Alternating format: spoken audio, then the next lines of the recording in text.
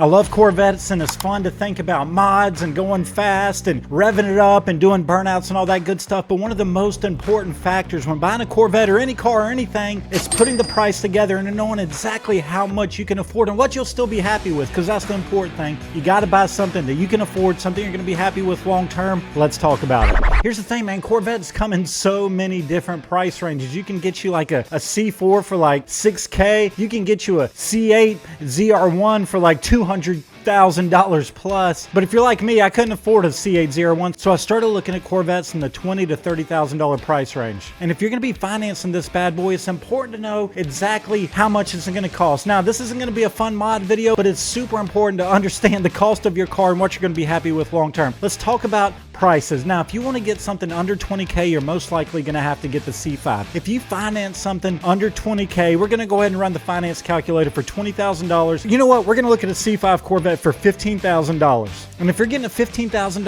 loan and you're doing that bad boy for 60 months, that thing is going to run you about $300 a month. $291 a month is what I came up with. That's with the $1,000 down. Now, I know this sounds like a car commercial, but it's important to know this stuff, man. So if you're going to get a C5 around 15K, it's going to cost you about $300 a month. Now, that's for 5 years. That's for a long time. And in my opinion, if you get something older like that, I'd pay it off a little quicker. And if you just go down to 4 years, if you shave a year off that bad boy, your payment goes up to $348 a month. It's an extra $50 a month. For, in my opinion, I would go with something like a 4-year if I was going to buy a C5. Now, if we go with something like a C6, $25,000, you can get you a base model C6. You probably can't find an LS3 C6 unless it's just a really good deal. If you spend $25K on a Corvette and you put $1,000 down and you finance that bad boy for 4 years, 48 months, because the quicker you can pay that thing off, the better, man. You want to get rid of that car payment and you want to have that bad boy all yours. You got the title in your name. You own it. It's going to run you about $600 a month. Now, I'm not a finance expert by any means, but you always got to live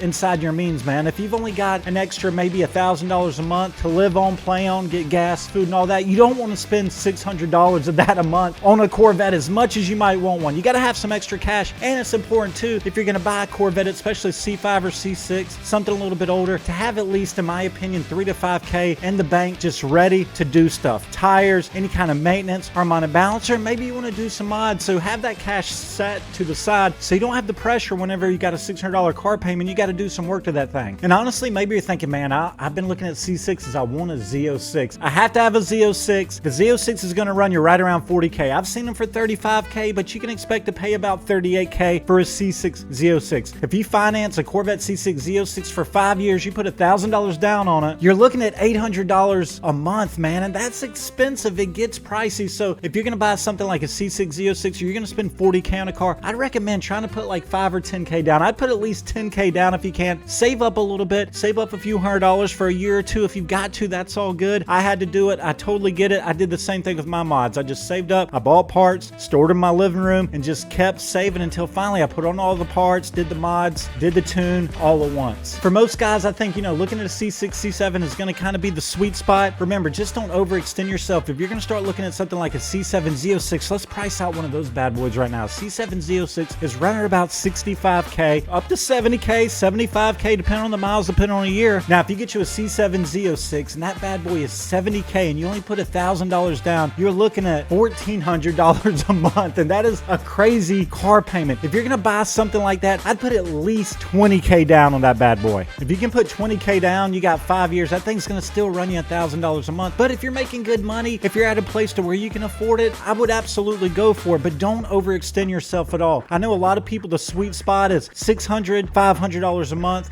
for a car payment. In my opinion, that's as much as I could go comfortably, man. Unless I made a ton more money, and in that case, I would put a larger down payment on it, because to me, the name of the game is trying to get that thing paid off as quick as possible. Overall, the Corvettes are pretty affordable right now. You can get you a C6 anywhere from 20 to 40K, and honestly up to 80, 90K if you get you a C6 ZR1 in like an Arctic white, like a color that a lot of people want. Those things can run $90,000 plus.